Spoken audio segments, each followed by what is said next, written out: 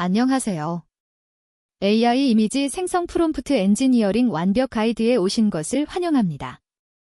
스테이블 디퓨전, DALL 같은 AI 이미지 생성 모델에서 원하는 결과를 얻으려면 프롬프트 작성 능력이 필수적입니다.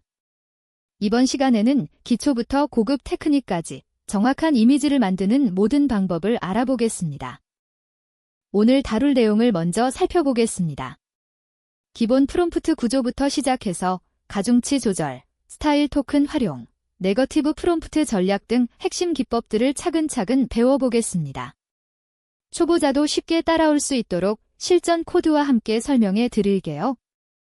첫 번째로 기본 프롬프트 구조에 대해 알아보겠습니다. 효과적인 프롬프트는 주체, 행동, 환경, 스타일이 4가지 핵심 요소로 구성됩니다. 예를 들어 황금 리트리버가 햇살이 비치는 들판을 달리는 수채화라는 프롬프트를 보면 주체는 황금 리트리버, 행동은 달리기, 환경은 들판, 스타일은 수채화입니다. 이 순서대로 작성하는 것이 중요한데 AI 모델이 앞부분의 요소를 더 큰 비중으로 반영하기 때문입니다. 실제로 어떻게 작성하는지 예시를 보겠습니다. A 골던 리니버 러닝 스루 A 설리트 매도, 오터컬러 스타일, 소프트 라이팅, 디테일드 퍼 텍스처. 이 프롬프트는 주체, 환경, 스타일, 조명, 디테일까지 구체적으로 지정하고 있습니다. 이렇게 구체적으로 묘사할수록 원하는 결과를 얻을 수 있습니다. 반면 이 도구처럼 모호한 프롬프트는 매번 다른 결과가 나와서 예측하기 어렵습니다. 이제 DALL API를 사용하여 기본 프롬프트로 이미지를 생성하는 코드를 살펴보겠습니다. 오픈AI 파이썬 라이브러리를 임포트하고 클라이언트를 초기화한 뒤 이미지 즉 제너레이트 메서드를 호출합니다. 모델은 $-3를 사용하고 프롬프트에 원하는 이미지를 상세하게 설명합니다. 사이즈는 1024 곱하기 1024로 설정하면 정사각형 고해상도 이미지가 생성됩니다. 두 번째 기법인 가중치 조절에 대해 알아보겠습니다. 스테이블 디퓨전에서는 괄호와 숫자를 사용하여 특정 요소의 중요도를 조절할 수 있습니다. 단어를 괄호로 감싸면 해당 요소가 이미지에 더 강하게 반영되고 대괄호를 사용하면 반대로 영향력이 줄어듭니다. 예를 들어 고양이를 크게 강조하고 싶을 때는 acat 1.5처럼 작성합니다. 코드로 가중치 조절을 적용하는 방법을 보겠습니다. 기본 프롬프트에서 고양이를 1.5배 강조하려면 acat 1.5로 작성합니다. 테이블을 줄이고 배경을 강조하려면 테이블에 0.5, 배경에 1.3을 부여합니다. 실전 팁으로는 주체를 가장 강하게 설정하는 것이 좋습니다. 이렇게 가중치를 조절하면 여러 요소가 섞일 때 원하는 부분을 정확하게 강조할 수 있습니다. 세 번째로 스타일 토큰 활용입니다. 예술 스타일을 지정하면 이미지의 전체적인 분위기가 크게 바뀝니다. 오일 페인팅은 유화 느낌, 디지털 아트는 디지털 아트 느낌, 애니메이 스타일은 애니메이션 느낌을 줍니다. 포토리얼리스틱을 사용하면 실사와 구별하기 어려울 정도로 사실적인 이미지를 얻을 수 있습니다. 2가지 이상의 스타일을 조합하면 더 독창적인 결과도 만들 수 있습니다. 네 번째는 네거티브 프롬프트 전략입니다. 네거티브 프롬프트는 이미지에서 제외하고 싶은 요소를 지정하는 기법입니다.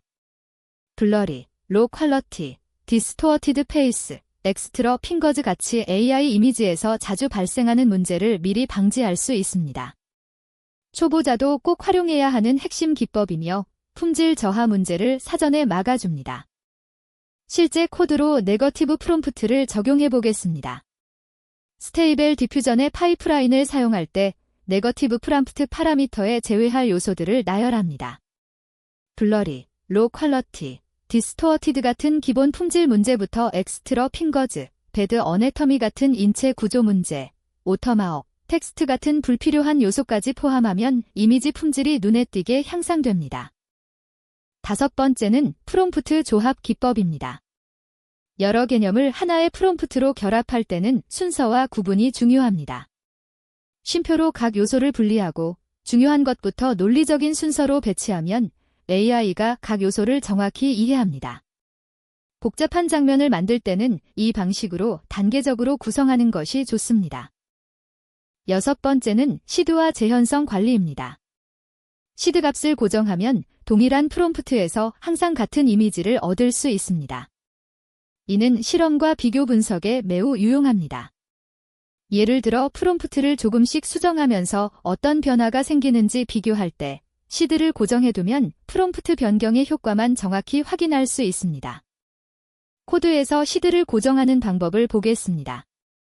파이토워치의 제너레이터 객체를 생성하고 매뉴얼 시드에 원하는 숫자를 지정합니다. 같은 시드와 같은 프롬프트를 사용하면 항상 완전히 동일한 이미지가 생성됩니다. 시드를 42에서 43으로 조금만 변경해도 비슷하지만 다른 변형 이미지를 얻을 수 있어서 다양한 버전을 만들 때도 유용합니다. 7번째는 멀티모달 프롬프트입니다. 텍스트뿐만 아니라 이미지를 프롬프트로 활용할 수 있습니다. 참고 이미지를 제공하면 원하는 스타일이나 구성을 텍스트로 설명하는 것보다 훨씬 정확하게 전달할 수 있습니다. 디에이럴리의 에디트 기능은 기존 이미지에 마스크를 씌워 특정 영역만 수정할 수 있고 스테이벨 디퓨전의 IMG, 이 IMG는 참고 이미지의 스타일을 유지하면서 새로운 이미지를 만들어줍니다. 디에이럴리의 에디트 기능 코드를 살펴보겠습니다. 기존 이미지와 마스크 이미지를 함께 업로드하고 프롬프트로 수정할 내용을 지정합니다. 예를 들어 캐릭터에 빨간 모자를 추가하면서 기존 아트 스타일을 유지하도록 요청할 수 있습니다. 이 방식은 텍스트만으로 설명하기 어려운 세부적인 수정에 특히 강력합니다. 8번째는 디테일 제어 기법입니다. 해상도와 품질을 제어하는 키워드를 활용하면 더 선명하고 정교한 이미지를 만들 수 있습니다. 4K, 얼트라 디테일드, 매스터피스, 하이 레졸루션 같은 품질 키워드를 프롬프트에 추가하는 것만으로도 결과가 크게 개선됩니다. 단, 모델마다 지원하는 최대 해상도가 다르므로 모델에 맞는 설정을 사용하는 것이 중요합니다. 9번째는 배치 생성 최적화입니다. 여러 장의 이미지를 한 번에 생성하려면 배치 처리를 활용합니다. 하지만 한 번에 너무 많은 이미지를 생성하면 메모리 부족 문제가 발생할 수 있으므로 주의해야 합니다. 생성할 이미지 수를 적절히 조절하고 불필요한 생성을 피하는 것이 효율적인 작업의 핵심입니다. 마지막으로 A/B 테스트로 프롬프트를 최적화하는 방법을 알아보겠습니다. 2가지 버전의 프롬프트를 만들고 각각 이미지를 생성하여 결과를 비교합니다. 버전 A는 기본 프롬프트, 버전 B는 품질 키워드를 추가한 프롬프트입니다.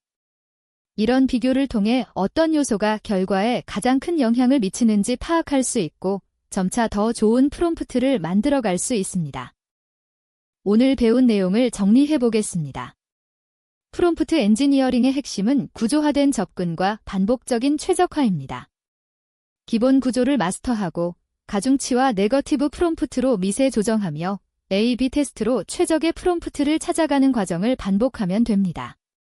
다음 강의에서는 컨트롤렛을 활용해 이미지의 구조와 포즈를 더 정밀하게 제어하는 방법을 배워보겠습니다. 여기까지 AI 이미지 생성 프롬프트 엔지니어링 완벽 가이드였습니다. 배운 내용을 직접 실습해보면서 자신만의 최적 프롬프트를 만들어 보세요. 감사합니다.